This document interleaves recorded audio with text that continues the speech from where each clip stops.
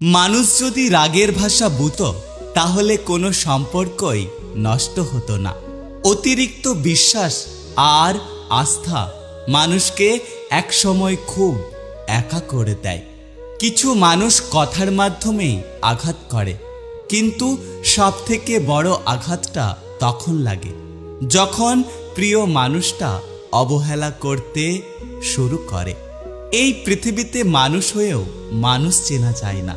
এর থেকে দুঃখের বিষয় আর কি হতে পারে?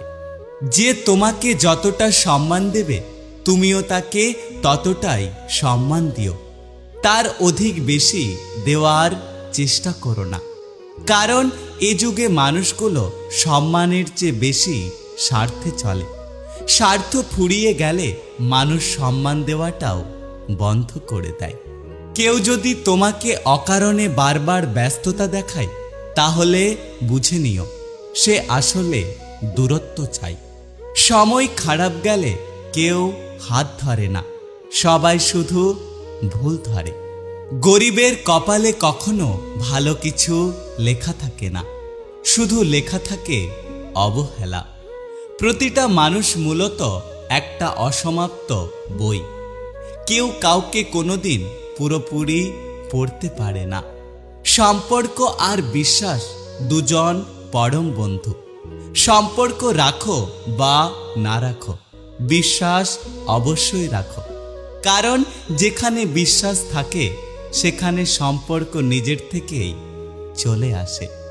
মিথ্যা তখনই জিতে যায় যখন সত্য বলা মানুষগুলো চুপ করে থাকে। স্বার্থের পৃথিবীতে ভালো খারাপ বলে কিচ্ছু হয় না।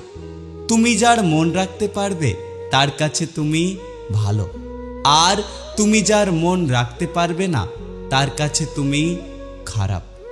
যারা জল দিয়ে স্নান করে তারা শুধু কাপড় বদলায়, আর যারা ঘাম দিয়ে স্নান করে তারা তাদের পরিবারের ভবিষ্যৎ বদলায়। কেউ কারণ নয়, কেউ কারো ছিলও না। সবাই প্রয়োজনে আসে, আবার প্রয়োজন ফুরিয়ে গেলে চলে যায়। সবাই বলে ভালো থেকো, কিন্তু কেউ বলে না যে তোমার ভালো থাকার দায়িত্ব আজ থেকে আমি নিলাম।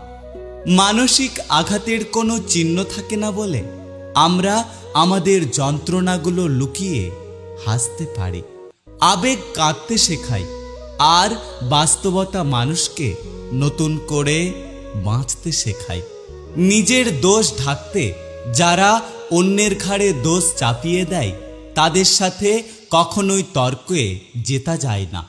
কারণ তারা তাদের প্রত্যেকটা মিথ্যা যুক্তি দিয়ে তাদের নিজেদের কথাগুলোকে সাজিয়ে তোলে।